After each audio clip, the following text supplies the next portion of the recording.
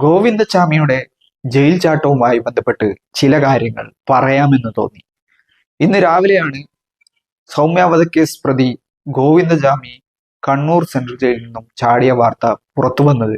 തുടർന്ന് പോലീസിനേക്കാൾ വേഗത്തിൽ മാധ്യമ പ്രവർത്തകരുടെ അന്വേഷണമാണ് കണ്ടത്.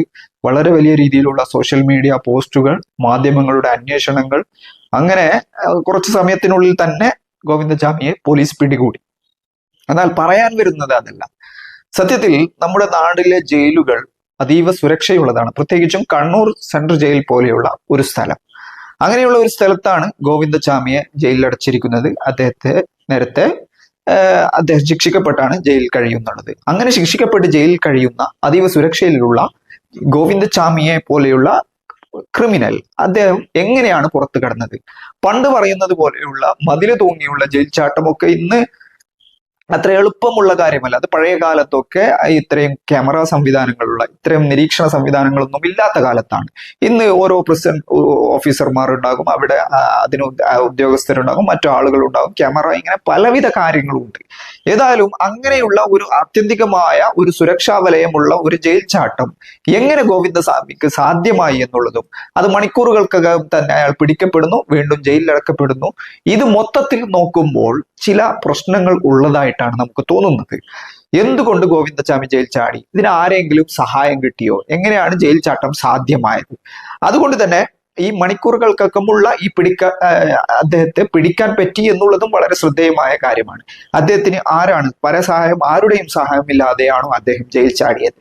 അങ്ങനെയാണെങ്കിൽ അദ്ദേഹം വലിയ ഒരു സംഭവ വികാസമാണ് എന്ന് തന്നെ നമുക്ക് പറയേണ്ടി വരും. ഏതായാലും നിലവിൽ ഇതുവരെയുള്ള ഒരു അവസ്ഥകൾ വെച്ചുകൊണ്ട് ഗോവിന്ദച്ചാമിയുടെ വിഷയത്തിൽ എന്താണ് സംഭവിച്ചത് എന്നുള്ള ഒരു യാഥാർത്ഥ്യം പുറത്തു വരേണ്ടതുണ്ട്.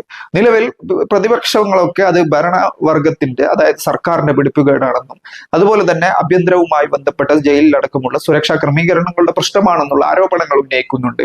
പക്ഷെ അവർ പറയുന്നത് ഇത് സ്വാഭാവികമായിട്ടും ചില പ്രശ്നങ്ങൾ ഉണ്ടാകുന്ന, ചില വീഴ്ചകൾ ഉണ്ടാകുന്നതിന്റെ ഭാഗമാണ്, 4 ഉദ്യോഗസ്ഥരെ സസ്പെൻഡ് ചെയ്തിട്ടുണ്ട് തുടങ്ങിയ കാര്യങ്ങളാണ്. ഏതായാലും ഇത്തരം കാര്യങ്ങളൊക്കെ ഒരു ഭാഗത്ത് സംഭവിക്കുമ്പോഴും ഗോവിന്ദച്ചാമി ജയിൽ ചാടി എന്നുള്ളത് ഒരു യാഥാർത്ഥ്യമാണ്. ജയിൽ ഉദ്യോഗസ്ഥരുടെ കണ്ണ് വെട്ടിച്ചുകൊണ്ട് അദ്ദേഹത്തിന് പുറത്തു കടക്കാൻ പറ്റി. അപ്പോ അങ്ങനെ പുറത്തു കടക്കാൻ പറ്റിയത് തന്നെ വളരെ വലിയൊരു സുരക്ഷാ വീഴ്ചയാണ് എന്ന് തന്നെ പറയേണ്ടി വരും. അദ്ദേഹത്തെ പിടിക്കപ്പെട്ടില്ലേ, അതൊക്കെ മറ്റൊരു വിഷയമാണ്.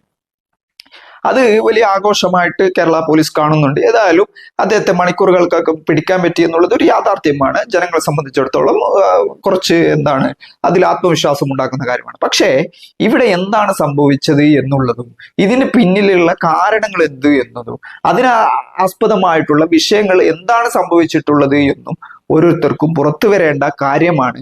ഇതിൽ ഏതെങ്കിലും ഗൂഢാലോചന തിയറികളോ അല്ലെങ്കിൽ മറ്റുള്ള കാര്യങ്ങളോ സിദ്ധാന്തങ്ങളോ അവതരിപ്പിക്കുന്നവരെ സംബന്ധിച്ചിടത്തോളം ഇത്തരം ഒരു സംഭവത്തിൽ എന്താണ് സംഭവിച്ചത് എന്നുള്ള നിജസ്ഥിതി അറിയാൻ ഓരോരുത്തർക്കും അവകാശമുണ്ട് എന്ന് തന്നെയാണ് ആത്യന്തികമായിട്ട് നമ്മൾ മനസ്സിലാക്കേണ്ട കാര്യം.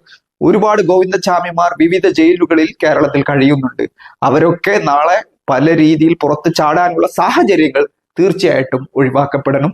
ക്രിമിനൽ കുറ്റകൃത്യങ്ങളിൽ ശിക്ഷിക്കപ്പെട്ട് അകത്ത് കിടക്കുന്ന മുഴുവൻ ആളുകളും അവർ കൃത്യമായിട്ട് ഈ ഒരു പ്രക്രിയക്കകത്തു നിന്നുകൊണ്ട് മാത്രമേ നിൽക്കുന്നുള്ളൂ എന്ന് ഉറപ്പുവരുത്തേണ്ട ബാധ്യത സർക്കാരിനുണ്ട്. അവിടെ ഒരു വിട്ടുവീഴ്ചക്കും അല്ലെങ്കിൽ ഒരു വീഴ്ചകൾക്കും സ്ഥാനമില്ല എന്ന് തന്നെയാണ് നമ്മൾ മനസ്സിലാക്കേണ്ട ആത്യന്തികമായിട്ടുള്ള കാര്യം.